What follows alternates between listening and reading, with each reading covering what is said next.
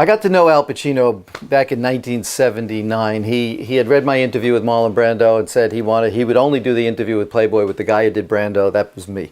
So I went in. He was a very nervous person at the time, but we hit it off very well. And over the next 30, 40 years, we became very close friends. I got him to sign all the books that he ever, all the books that were made into movies that he did. The first one, his first movie was The Panic in Needle Park. Again, finding it is a difficult thing sometimes, but I was able to get a first edition of the book by James Mills, and Al wrote in it, "This was my first picture, and look, I've learned to spell Love Al." So that's the Panic in Needle Park one. I have 15 of his books, but I'm only showing a few right now. Donnie Brasco, you remember in Donnie Brasco, he plays this character that's always saying, "Forget about it, forget about it." Well, I said, "Al, sign it that way." And he did. To Larry, "Forget about it," which is kind of amusing.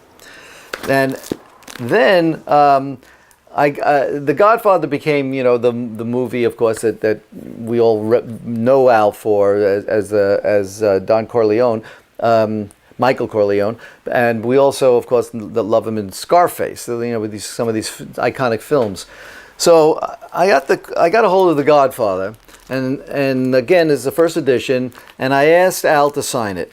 So he did, and he writes, "Dear Larry, please try to understand," is what he wrote in this. I then got Robert Evans, who produced it, and Robert Towne, who wrote part of the screenplay for it, and I asked them to sign it, and they signed it over there. I then met Mario Puzo, so I got his signature in the book. So there's the author, who's since passed away. I then was told that if you get Francis Coppola's signature, you double the value of the book. Now that was surprising to me, because I would think if you have Pacino in there, and if you have, I didn't get Brando in there, but and you have the author Puzo, but sure enough, I was able to email with Francis Coppola. My daughter is a doctor; she's up in the area where he is. I sent her the book. She went up to Francis's house and got him to sign it over here. And then, to me, the best part of this book is the back, because I asked Diane Keaton to sign it, and she signed it like this: "They all lied, K."